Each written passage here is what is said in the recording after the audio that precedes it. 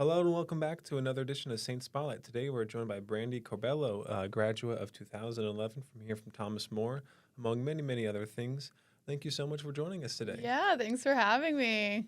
So, starting off, did you find yourself at Thomas More University? Yeah, I played volleyball growing up, and once I was in high school and I played club, I realized I wanted to take it to the next level, so wanted to play in college, and that's how I ended up at Thomas More was through volleyball and just good academics as well.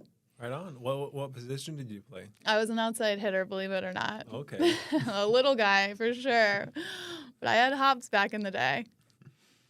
Now, what were some of your highlights during your time as an undergrad? Yeah, I think a lot of the highlights were around volleyball. We had a really great team.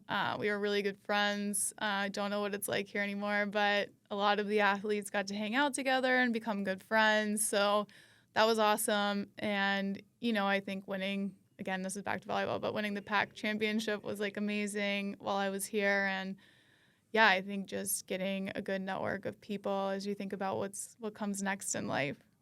Right on. Now, tell us a little bit about your career at Indico Data and being named Tech Startup and Chief Customer Officer. Yeah, so my career really started in consulting, management consulting. I did a lot around digital transformation or organizational transformation. Found my way at Indico Data, which is a Series B venture capital backed or company. I really run their whole post-sale team, so anything that is around the customer. So once you become a customer of a technology company, you have a lot you need to think about. You need to implement the product, you need to have adoption, you need to get value from that product. It's a big investment. Technology is a huge investment for a lot of enterprises. So I focus a lot on that, so really the customer experience or the customer journey, which has been really great because I was once a customer as well, so I kind of am able to sit in their seat and have a little bit of empathy. And yeah, last year I was named Startup Chief Customer Officer of the Year, which was really amazing to get that from my peers as it was peer voted.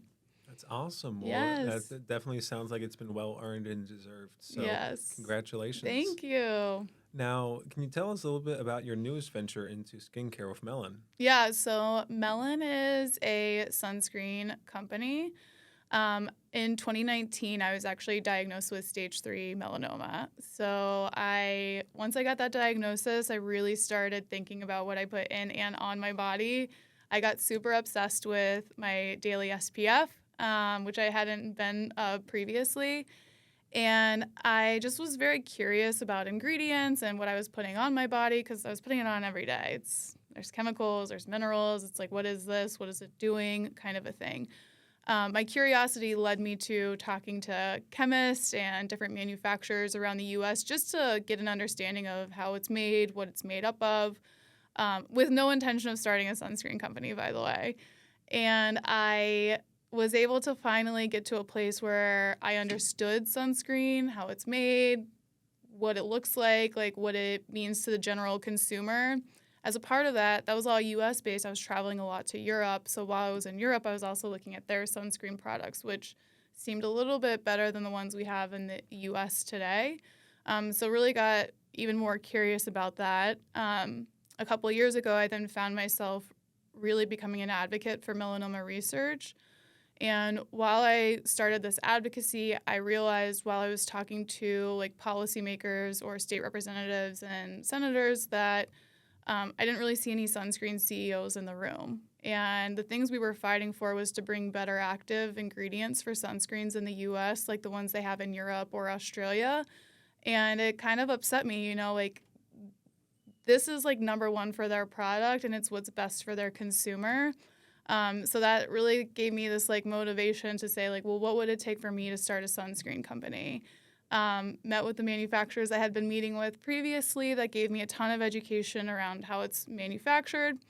I ended up pulling the trigger and saying, I'm going to start a sunscreen company that is cleaner. It's more accessible because any of the clean products you see in the U.S., they're not very accessible. I mean, you'll spend $44 for 5.5 ounces. That's a lot, right? That's not very accessible. They're not very transparent. And the other thing, too, is I wanted to make sure that I was continuing to advocate for melanoma because the whole point of sunscreen is for prevention of skin cancer or melanoma. So I am putting proceeds, a percentage of proceeds to melanoma research and have started that partnership. So that's really where it all started, and like where I ended up with it is just more of we need a product that's fighting for consumers, like a brand that's fighting for consumers and a brand that's advocating for consumers and putting like the best possible formulations on the shelves given the constraints we currently have in the US market.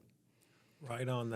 I can only imagine how not only difficult it is to compete in a market, but also to compete in a market with everything that you have alongside with you in your realm of just knowledge and just struggles to know that this is something that's worthy of putting out there in the world and that more people would know about. Yeah, exactly. So, accomplishment are you most proud of? I think I'm most proud of the fact that like I decided to go all in.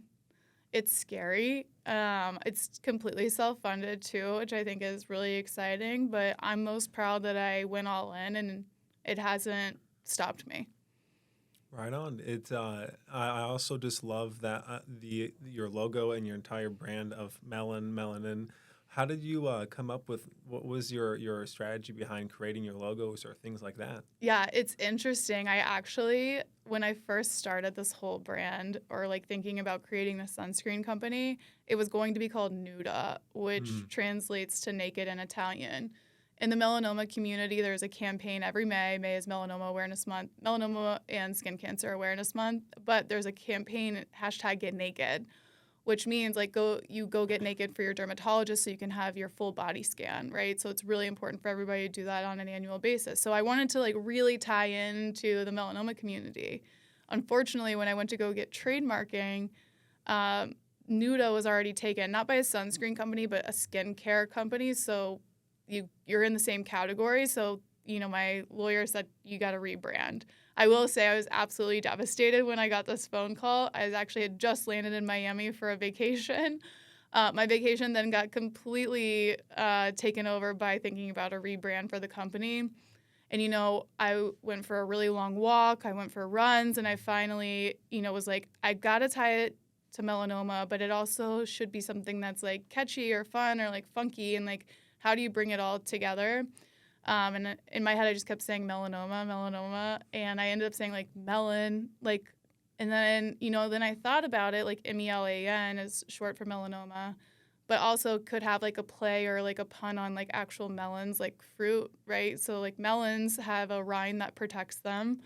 Melons, like once you get into them, are hydrating and nourishing. So like all of those things are actually what the product does, right? It protects you. It's hydrating, it's nourishing, and it still ties to the roots of like melanoma where it all came from.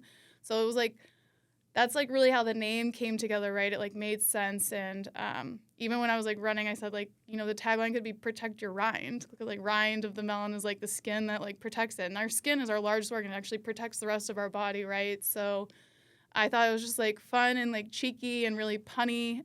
So that was like how I kind of ended up with the name. And then as we were talking about the logo, I was like, it would be really cool to have like a melon, but you take the seeds and like inverse them on the outside so it kind of looks like the sun, right? So it's like a melon sun, right? And I think it's been really fun to come up with it. I'm honestly so blessed and grateful that Nuda didn't work out because this brand is like way more relatable. It can like span across, like age and like any sort of demographic, and yeah, it's cute, cheeky, punny, like I think I have so many puns all the time, like on my letters I put thanks a melon, like, so it's been fun. That's how I came up with it. You're definitely getting more out of that in the long haul, especially in the department of just the Nuda versus melon. There's a lot more probably that you can put on a t-shirt versus the eye-catching Nuda stuff out there. Yeah, and I think like the moms like weren't really big fans of Nuda. It was a little too risque for them, which I could totally understand. Right on. Now, what is one thing you wish more people knew about skincare?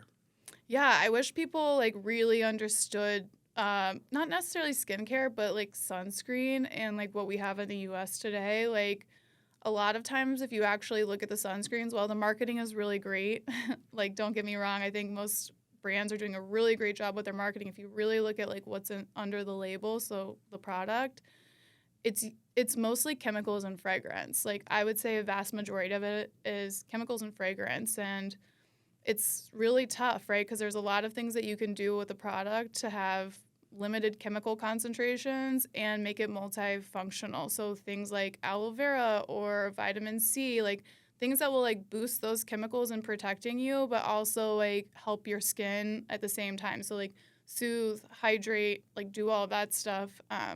And I think a lot of the sunscreens don't do that today. They're just filters, like like UV ray filters, right? And it's how do you make this multifunctional, and how do you make it something that's not just chemical based and has fragrance, like something that anybody can use, right? So I think that is like a big thing I wish people knew more about in the US, because marketing will like stump you all day long.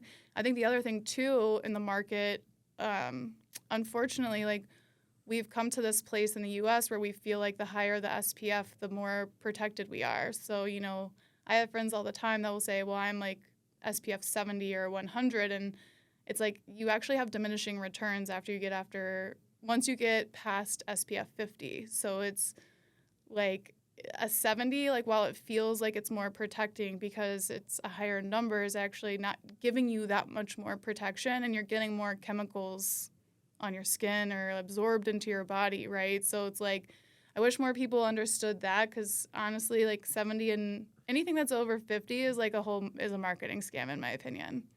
It really is. I've seen just the varying range of competitors, and it's just the only difference is that number. So when people just flock to that and assume it's important to know that there's real effects on that side of just Yeah. everything. Yeah, So, it's not protecting you anymore, really, than a 50 would. Like, I would say really all you need is 30 every single day, but 50 gives you a little bit more, so I can get on board with that. right on. Yeah. Now, lastly, what advice do you have for current students? I think my advice for current students is be curious, right? Like, be curious about what you want to do, like what motivates you, and really like dig in deep, right? So ask questions, create a network effect, and really make sure you put people around you that can help you like truly understand like a topic that you're really curious about. Nice. Well, Thomas More definitely has that type of environment to allow curious minds to grow, Yeah. as is shown here with you in your very much just amazing rap sheet of accomplishments and achievements. So, congrats on getting to where you are, and we're excited to see where you head in the future. Yeah, thank you for having me. No problem. And thank you all back home for watching another edition of Saint Spotlights. Be sure to tune into the next one. See ya.